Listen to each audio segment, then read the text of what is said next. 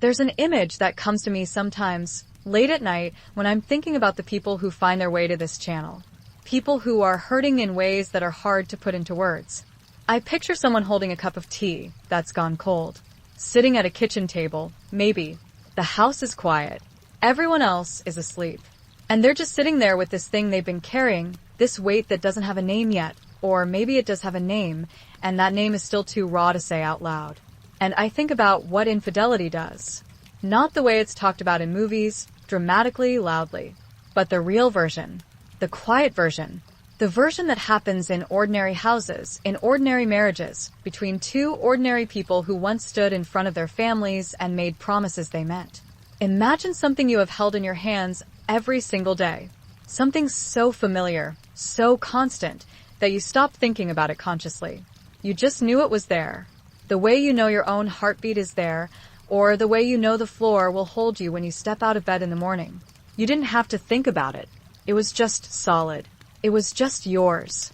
And then one ordinary day, a Tuesday, maybe, or a Sunday evening, or in the middle of a phone call you weren't expecting, it falls. And it shatters. And you are standing there in the wreckage of something you didn't know you were going to lose. And some part of you, the part that still loves, the part that remembers every good thing, every right thing about this person and this life, that part of you wants to get down on your knees and start picking up the pieces. One by one, carefully, with trembling hands. But another part of you is looking at those sharp, broken edges and whispering something that you're almost afraid to hear yourself think. Even if I manage to put every single piece back in exactly the right place, is it still the same thing? Can something broken ever really be whole again? That is what betrayal feels like in the bones. That is what infidelity does, not just to the relationship between two people, but to one person's entire interior life, to the story they thought they were living, to the quiet certainty they had about who they were, who their partner was, what was real, and what they could count on. All of it suddenly becomes a question where there used to be an answer. If you are here right now, whether you are the person who discovered the betrayal, or the person who caused it and is now living with the weight of that, or someone who loves either of those people and is trying to understand, I want to say something to you before we go anywhere else. The breaking is not where your story ends. I know that might be very hard to hold right now.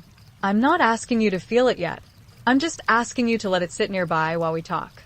Because some couples, not all, I want to be careful and honest about that, but some couples who walk through this, who do the real and difficult and often exhausting work of healing, who stay in it even when staying feels almost impossible, those couples sometimes find themselves on the other side, in a relationship that is deeper and more honest and more genuinely themselves than anything they had before.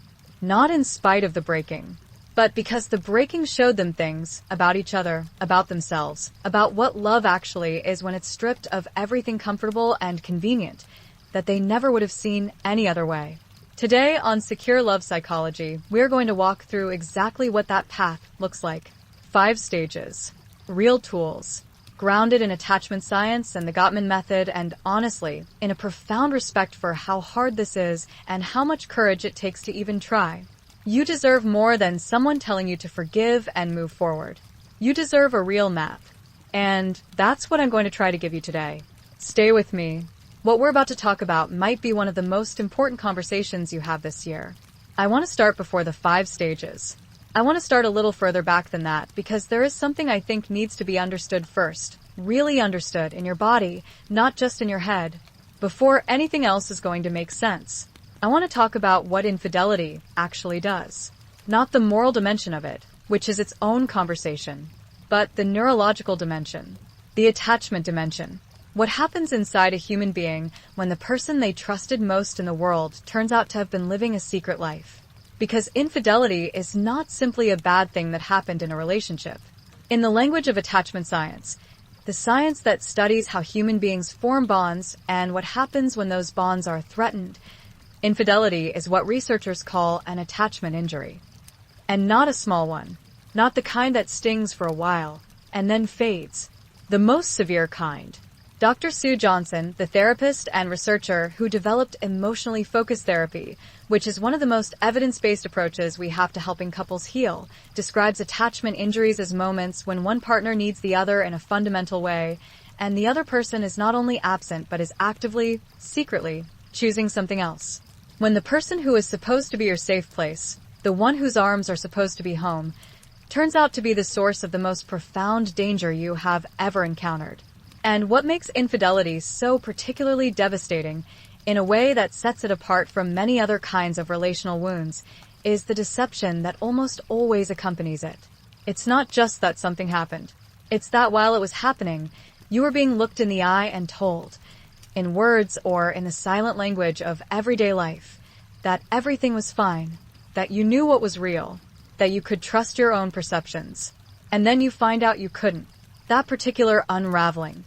The discovery that what you believed was true was not true, that the story you thought you were living was not the story you were actually in, does something to a person that goes far beyond ordinary hurt or ordinary anger. It destabilizes the very ground they were standing on. It makes them question not just their partner, but themselves, their judgment, their instincts, the evidence of their own eyes and ears and heart. What follows looks, in clinical terms, very much like post-traumatic stress. The intrusive thoughts that arrive without invitation, in the middle of a grocery store, in the shower, at 3 a.m. when the rest of the world is sleeping. The hypervigilance, that exhausting state of always scanning, always watching, always waiting for the next thing to shatter. The emotional flooding that comes in waves, unpredictable and overwhelming, that can take a person from something that felt like okay to something that feels like drowning in about 30 seconds flat. The loss of trust in one's own perception. The question that just keeps circling. What else don't I know? What else wasn't real? Is there anything left I can actually count on? This is not weakness. I want to say that again because I think it needs to be said more than once. This response is not weakness. It is not an overreaction. It is not something to be embarrassed about or apologetic for. It is the precise, intelligent, biological response of a nervous system that has sustained a major wound to its most fundamental attachment bond. The body knows something terrible happened, and it is responding accordingly. Now, before we go into the stages, there is one distinction I want to draw very carefully, because I think the confusion between these two things causes more suffering and more failed healing attempts than almost anything else in this particular landscape. Healing is not the same as forgiving. Please hear that. Let it land. Forgiveness is something that lives entirely inside the person who is hurt. It belongs only to them. It happens in their own time, in their own way, according to their own internal process. And no one, not a therapist, not a partner, not a well-meaning friend, gets to set the timeline for it or tell them what it should look like. Forgiveness, at its deepest, is not really about the person who caused the harm at all. It is about the person who is carrying the wound, deciding, for their own sake, to eventually put down the weight of hatred and bitterness. Not because what happened was okay. It was not okay. But because holding that much poison inside oneself does more damage to the holder than to anyone else. And here is the part that I think surprises people most. Forgiveness does not require the relationship to continue. A person can genuinely, fully, deeply forgive someone who betrayed them and still make the clear-eyed choice not to rebuild the relationship. That is a completely legitimate path. Forgiveness and reconciliation are not the same destination. They are not even traveling on the same road. Rebuilding trust, on the other hand, that is a different thing entirely. That is a relational process. It requires both people. And it requires, from the person who caused the harm, something very specific and very demanding, sustained, consistent, verifiable behavior change. Not a promise. Not an apology, however sincere. Not a tearful night of honesty followed by a gradual slide back into old patterns, but actual, demonstrated, daily, month after month behavior that is different from what came before. Behavior that the betrayed partner can see, can check, can come back to when the fear rises up again and the old question returns, can I really trust this? And it requires, from the betrayed partner, something that is in some ways equally hard, the willingness, at some point, to stay open to the evidence, not to abandon their vigilance prematurely. They have every right to that vigilance, and it will take time to soften. But eventually, gradually, to allow consistently trustworthy behavior to begin to update the nervous system's threat assessment. To let new data in. That is not easy when you have been burned this badly. but it is part of what healing asks. So, With all of that held carefully in mind, let's walk through the 5 stages. And I want to say one more thing before we start. These are not clean, linear stages with neat edges between them. They circle back. They overlap. You will think you are in stage 3 and find yourself back in the feelings of stage 1. That is not failure. That is what genuine healing looks like when it is honest with itself. Progress in this territory is not a straight line. It is more like a spiral. You keep returning to the same themes, but each time you return, you are a little further along than you were before. The first stage, and why it cannot be skipped, the first thing that has to happen before anything else, before any of the deeper conversations, before any of the harder work, is the creation of something that feels, at this point, almost impossibly simple. Safety. Basic, rudimentary, moment-to-moment safety. Not the safety of everything being resolved. Not the safety of the relationship being repaired.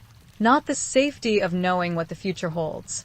Just the safety, fragile and tentative as a candle flame in a drafty room, of knowing what is actually true right now.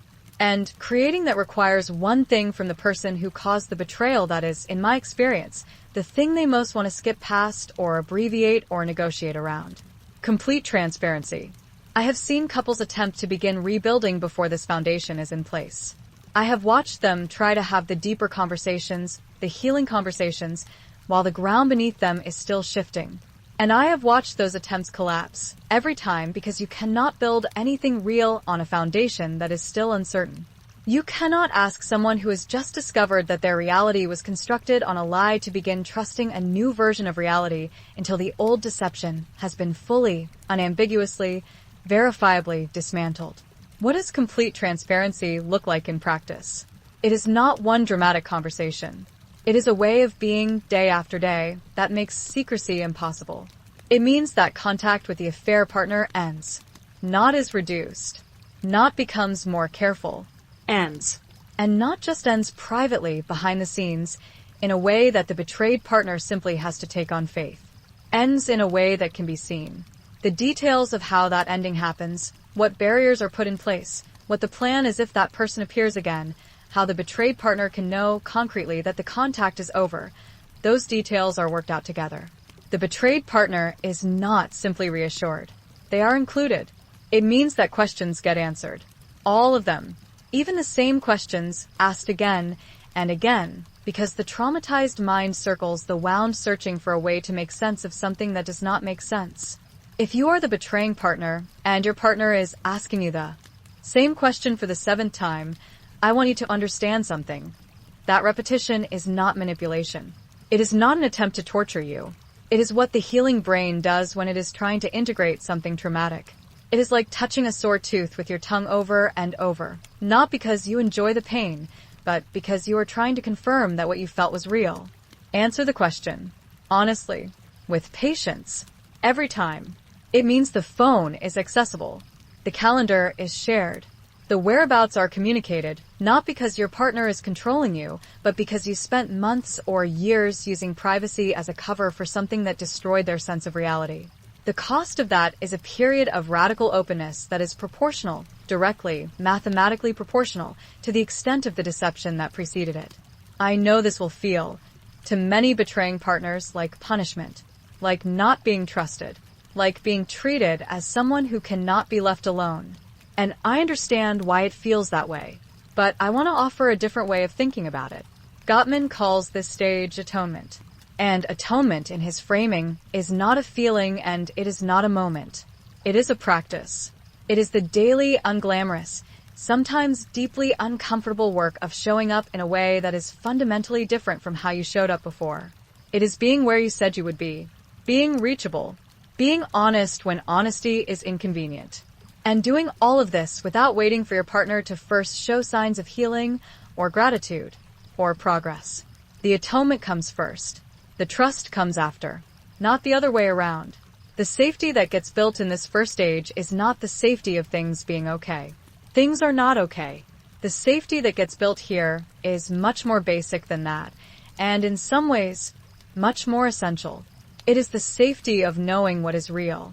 Right now. In this moment. After weeks or months of not being sure what was real, that is not a small thing. That is the beginning of everything. The second stage, the question that has to be asked carefully once the immediate crisis has stabilized enough that both people can breathe, even if that breathing is shallow, even if it's ragged, even if it feels nothing like normal. The healing process asks both partners to do something that is, in its own way, just as difficult as the first stage. It asks them to get genuinely curious about why.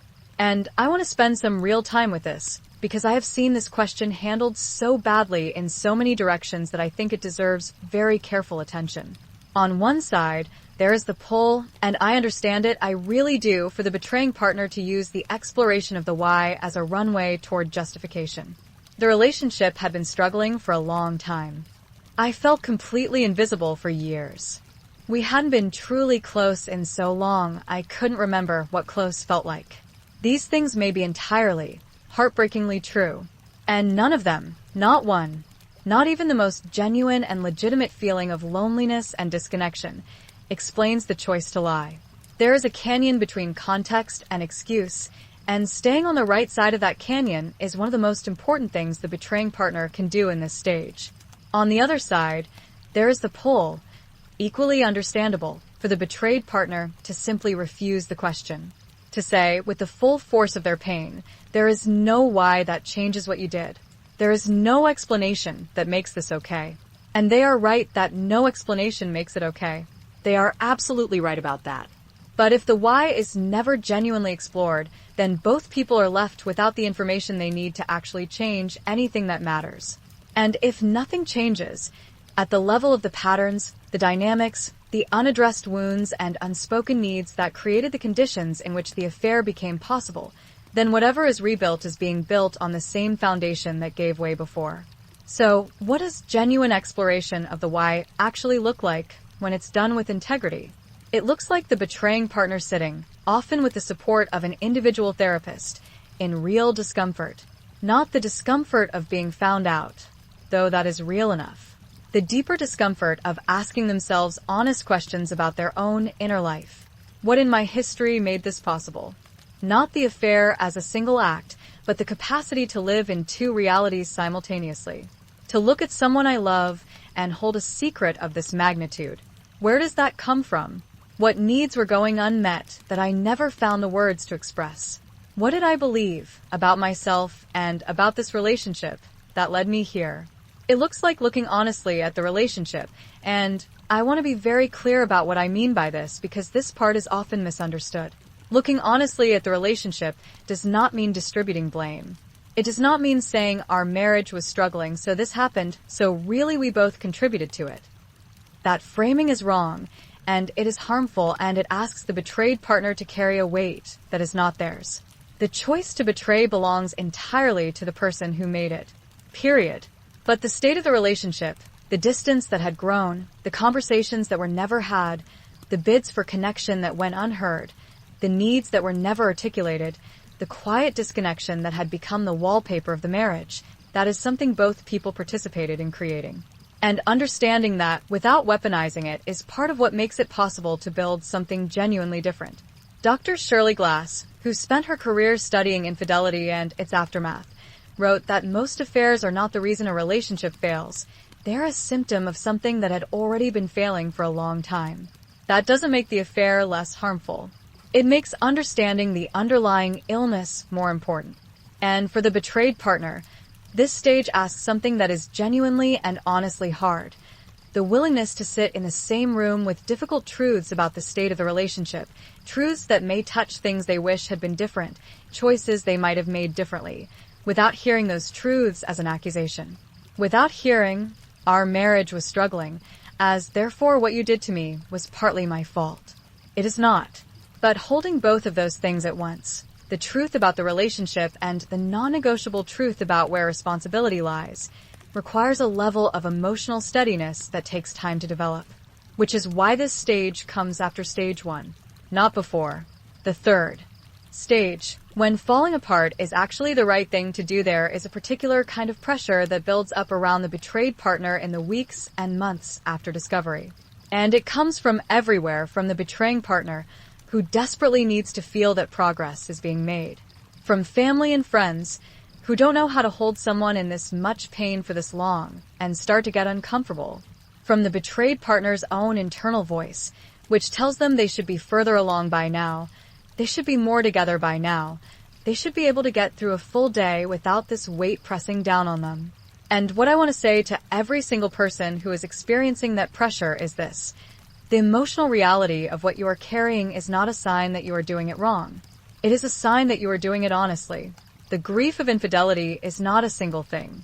It's layered in a way that I think most people don't expect, and that layersness is part of why it takes so long. Yes, there is the grief of the betrayal itself.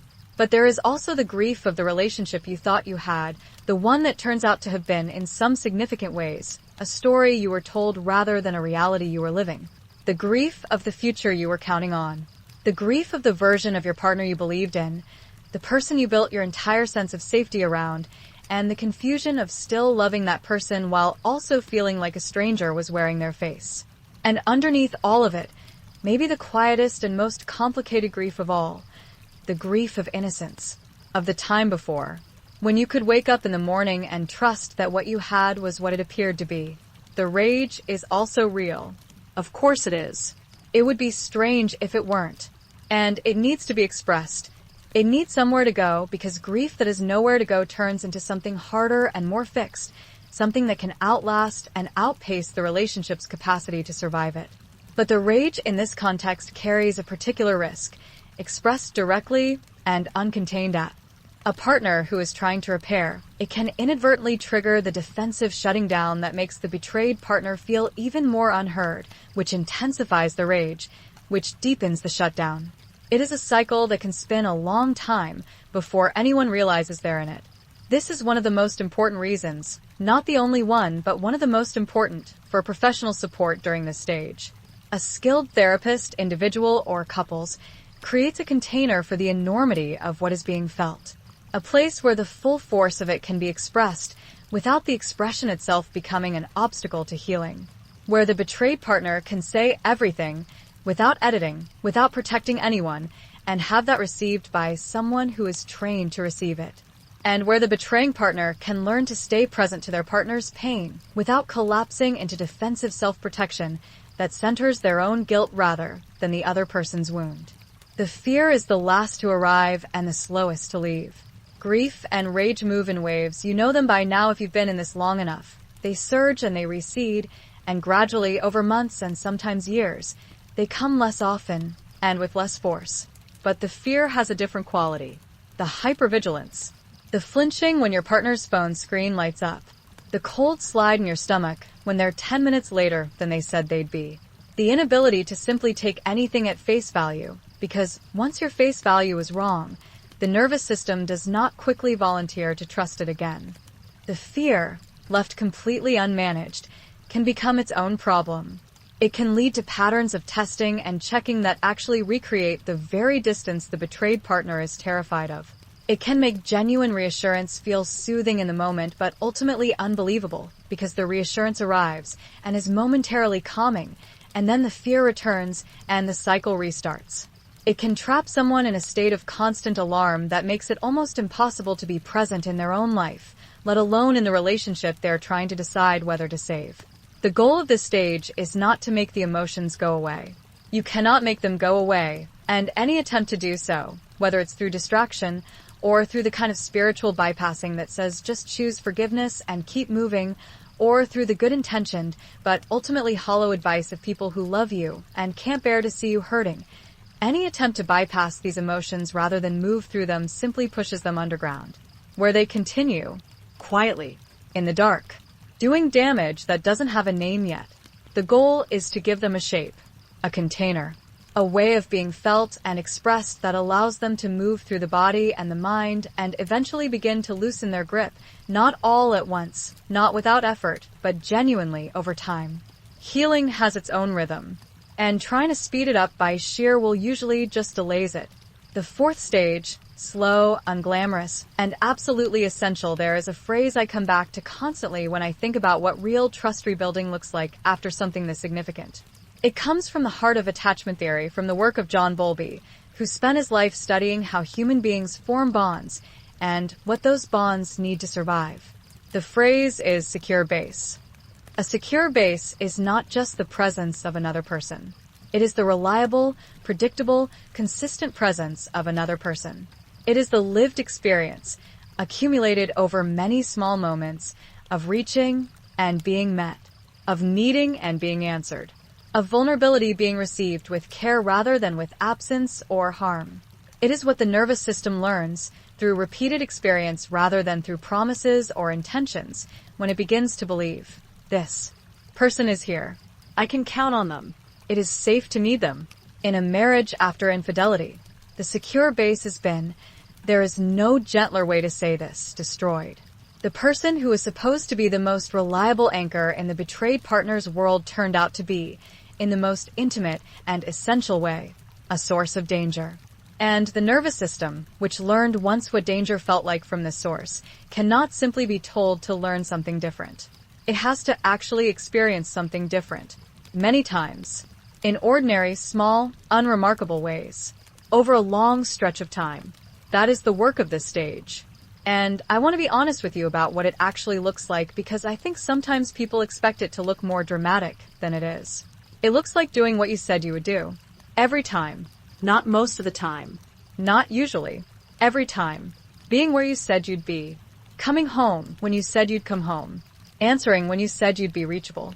This sounds like the most basic possible standard. And after what happened, it is. And it still needs to be the daily practice, because the nervous system that was betrayed is watching, not consciously, not with judgment, but deeply, instinctively, the way a body watches for signs of danger after it has once been hurt, and it is learning from what it observes. It looks like repairing quickly when disconnection happens. Because disconnection will happen, it happens in every relationship between every two people, regardless of their history. A moment of missing each other. A conversation that doesn't quite land. Coming home preoccupied and not noticing that the other person needed something. In a relationship without this particular history, these small misses get repaired naturally, without much deliberate attention. In a relationship recovering from infidelity, they carry a weight that can turn a small miss into a significant rupture if it goes unaddressed too long. The partner who comes home late and distracted needs to be able to notice and say, I can see you needed me to show up differently tonight. I'm sorry I didn't. I'm here now. That acknowledgement, simple, genuine, without drama, is a deposit. And this account needs a lot of deposits before the balance starts. To feel meaningful, the Gottman research talks about this sound relationship house, a framework for the architecture of a strong relationship, and one of its foundational floors is what Gottman calls trust and commitment. And he is very specific about how trust is built, not in the big moments, not in the grand declarations, but in the thousands of small moments of choosing, day after day, to turn toward rather than away, to stay rather than withdraw, to show up in the ordinary ways that don't feel like much until, accumulated over time, they become everything. For the betrayed partner, this stage asks something that I want to name directly because I think it deserves to be named. It asks you, at some point, to allow the evidence to update you, not to pretend trust you don't feel, not to perform a healedness you haven't reached, but to notice, genuinely notice, when your partner does show up, when they are where they said they'd be, when they answer honestly a question that would have been easy to deflect, when they make the repair attempt rather than waiting for you to come to them, and to let that noticing mean something. To let it slowly, very slowly, begin to compete with the old information. I know how hard that is. The protective instinct that says, I will never be that open again is not irrational. It is the most human thing in the world. But that wall, held too rigidly for too long, keeps out not just danger, but also the healing that is trying to reach you. Secure attachment is not the absence of risk. It is the experience of having risked and having been held. And that experience has to be allowed to happen, even when allowing it is terrifying. The fifth stage, the marriage that didn't exist before, I want to say something now that I know may sound almost impossible to hear, depending on where you are in this journey. I'm not going to ask you to believe it. I'm just going to ask you to not close the door on it entirely. some marriages, and I want to be careful here because I don't want to minimize how many relationships cannot and do not survive this, and how many people make the courageous and right choice to leave. But some marriages that survive infidelity, that do the full work of all 5 stages, that bring genuine commitment and genuine courage and genuine professional support to the process, come out on the other side of it as relationships that are deeper and more honest and more truly themselves than anything that existed before. I know that sounds strange, maybe even a little offensive if you are deep in the early pain of this. But here is what I have observed and what the research on post-traumatic growth confirms. When infidelity is genuinely reckoned with, not swept under the rug, not minimized, not forgiven in a rush before the healing has actually happened, what it does is strip the relationship of everything that was not real. Every assumption that had calcified into fact without being tested. Every distance that had grown so gradually that neither person quite noticed when it became the shape of the marriage. Every need that was never spoken, every fear that was never shared, every part of each person that stayed carefully hidden because there never seemed to be a safe enough place to bring it out. The affair tears all of that open, brutally, in a way that no one would choose, and no one should have to endure. But in doing so, it creates, or rather, it forces, a kind of radical honesty that most couples, moving through the comfortable rhythms of ordinary life, never quite arrive at on their own. Couples who come through this work often describe their rebuilt relationship as the first genuinely honest relationship they have ever been in. The first relationship where both people know each other fully, including the parts that are shadowed, the parts that are difficult, the parts that neither person is proud of. The first relationship where nothing has to be hidden because everything has already been seen. The first relationship where the love that remains has been tested at its absolute limit and has, somehow, held. Gottman calls this post-traumatic growth. The phenomenon, well documented in trauma psychology, in which people who survive and process significant trauma sometimes develop capacities and depths of understanding that they simply did not have before. Not despite the suffering, because of what the suffering required of them. Building this new version of the marriage requires one decision above all others made. Consciously, made together, made more than once as the work continues. The decision that what you are building now is genuinely new. Not the old marriage with a patch over the wound. Something different. Something more honest. Something that required the breaking to become possible. This new marriage has conversations that were never had before. Conversations about what each person actually needs, actually fears, actually hopes for. Conversations that were somehow never quite possible in the old version, where everyone was managing their image, keeping their distance, staying safe behind the comfortable walls of the familiar. It has a different quality of attention in the ordinary moments. The morning coffee, the evening sitting together after the kids are in bed, the small gestures, a hand touched in passing, a look held a second longer than necessary, that used to go unnoticed because there was always something more urgent, more interesting, more distracting. The couples who come through this tend to stop taking those ordinary moments for granted, because they know now, with a knowledge that lives in the body rather than the mind, what it feels like to almost lose them. That kind of gratitude, the kind that is earned through genuine loss and genuine survival, is not sentimental. It is one of the deepest, most grounded forms of love that exists. Because it is love that has looked at its own capacity for failure and at the full and flawed humanity of another person and made the deliberate, eyes-open choice to stay. The tools, because understanding is not enough beautiful ideas, mean nothing without something real to do with them. So, let me give you that now. There is an exercise developed by the Gottman Institute specifically for the aftermath of betrayal. They call it, simply, the aftermath of a betrayal.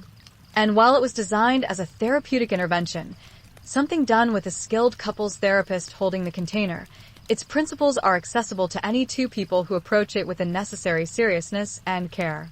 The exercise creates a structured conversation, not a free-form argument, not an opportunity for one person to say everything they've been holding and the other to either defend or shut down. A structured conversation with clear roles and clear ground rules, designed to allow both people to speak their experience and have that experience genuinely received. The betrayed partner speaks first. And, critically, they are not asked to begin by describing what their partner did. They are asked to speak about what they felt. What happened inside them when they discovered the betrayal? What the weeks and months since have been like? What it has done to their sense of themselves, their sense of safety, their sense of what is real? The full, unedited, interior experience of being the person this happened to.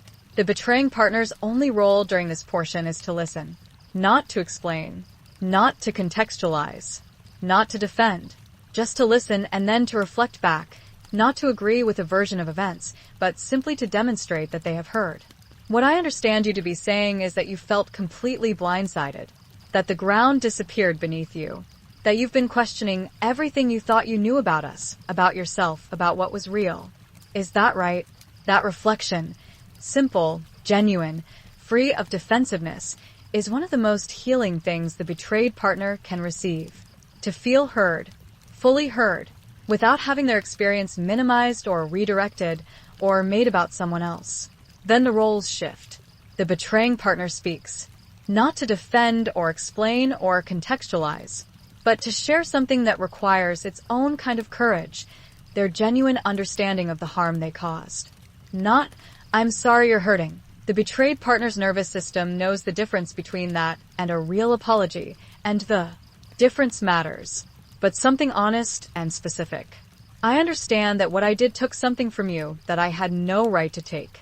I understand that the safety you had in me, the trust you had built over years, I broke that.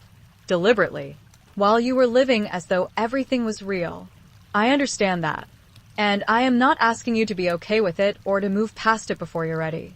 I am committed to doing whatever this takes, for as long as this takes. This exercise can be returned to many times, because healing is not one conversation. It is many conversations, moving gradually deeper, each one building a little more ground beneath you. Now I want to say something about the difference between guilt and remorse, because in the context of infidelity recovery, this distinction matters more than almost any other. Guilt is an inward-facing emotion. It lives in the betraying partner's relationship with themselves. I feel terrible. I feel like the worst person in the world. I can't believe I am someone who did this. And while guilt is real, and while it may be entirely genuine, it is ultimately about the betraying partner's pain, their self-image, their struggle to integrate what they did with who they believe themselves to be. Remorse is outward-facing. It lives in the betraying partner's relationship with the person they hurt. I understand what I did to you, not in the abstract. Specifically, I understand what it did to your ability to trust your own perceptions. I understand what it did to your sense of safety in this home, in this bed, in this life. I am not asking you to absorb my guilt or make me feel better about what I did. I am here to witness your pain and take responsibility for it, without making your pain about me. The betrayed partner's nervous system knows the difference between these two things. It knows whether the person across from them is grieving for what they did to them, or grieving for what they have to feel about themselves. And only one of those griefs has the power to be genuinely healing. Real accountability, in practice, also means not repeating the behaviors that trigger, even if those behaviors feel harmless from the betraying partner's perspective. It means offering information proactively rather than waiting to be asked. It means sitting with the repeated questions without impatience. It means showing up for the hard conversation on the night you'd rather watch television because your partner needs to have it. And it means doing all of this not as a performance of remorse, but as a genuine, lived expression of what love actually requires in this season. And now, for the person who was betrayed, I want to talk about what to do with the waves. Because they will come. You already know they come. 3 good days, maybe 4, where something in you begins to exhale, where you think, maybe this is going to be survivable. And then something, a song, a notification, a passing thought, a dream you didn't ask for, and suddenly you are back in it. Back in the full, acute, airless pain of the day you found out. Back at the beginning. That is not regression. It is not evidence that you are failing to heal. It is trauma. And it requires management, skilled, compassionate, patient management. The practices that help the most are the ones that work with the body because the body is where trauma lives. Slow, deliberate breathing. Exhale longer than your inhale signals to the nervous system that the emergency is not happening right now in this moment. cold water on your face or wrists. Walking outside, paying attention to what your feet feel like on the ground, what the air feels like against your skin, what you can see and hear in the physical world around you. These things work not because they fix anything, but because they interrupt the flooding long enough for the prefrontal cortex to come back online. Name what you are feeling, out loud or just internally. This is grief. This is fear. Research in neuroscience consistently shows that naming an emotion, even silently, reduces its intensity by moving it from the part of the brain that just experiences to the part of the brain that can observe and understand. Name it to move through it. Right. Without editing. Without any goal other than getting it out of your body and onto the page. Not to process it neatly or arrive at conclusions. Just to release. There is something in the act of writing, the physical act of putting words on paper, that externalizes what has been living entirely inside, gives it somewhere to be that is outside of you, and reach for safe connection. Not necessarily your partner. In the acute moments, their presence may be more activating than soothing, and that is okay. A friend who can simply be present without needing you to be further along than you are. A therapist. A support group. There are communities of people who have been through exactly this, who understand in a way that people who haven't cannot quite understand, and that specific understanding is its own form of medicine. And, if at all possible, find an individual therapist. Not because you are broken, because what you are carrying deserves to be held by someone trained to hold it. Someone who can help you understand your own attachment patterns, your own triggers, your own particular version of this wound, and walk alongside you as you find your way through it with more skill and more self-compassion than any of us can quite manage entirely alone. Before we say goodbye, we've been in something real together today. Something that required a lot of honesty to even look at directly. And before I let you go, I want to bring it all the way back to the center of what I believe. Trust, once broken in this way, does not heal on its own with time. Time alone is not healing. Time is just distance. And distance, however necessary it sometimes is not the same thing as peace. But trust can be rebuilt. Not the old trust, the unexamined, innocent, untested trust that existed before all of this. That specific trust is gone. I'm not going to tell you it isn't. But something can be built in its place that is, in certain essential ways, more valuable. Because it is chosen, consciously, with full knowledge of what it cost. A trust that has been tested at its absolute limit and rebuilt is a different thing from a trust that has never been tested. A love that has looked at its own failure and decided to continue is a love that knows itself in a way that easy, comfortable, untested love simply cannot. We walked through 5 stages today. The creation of basic safety and what radical transparency actually demands. The careful, integrity-requiring exploration of the why without allowing. Understanding to become excuse. The permission, the necessity of feeling everything that needs to be felt in the time it needs to be felt. The slow, daily, unglamorous, essential work of rebuilding the secure base through consistent action over time.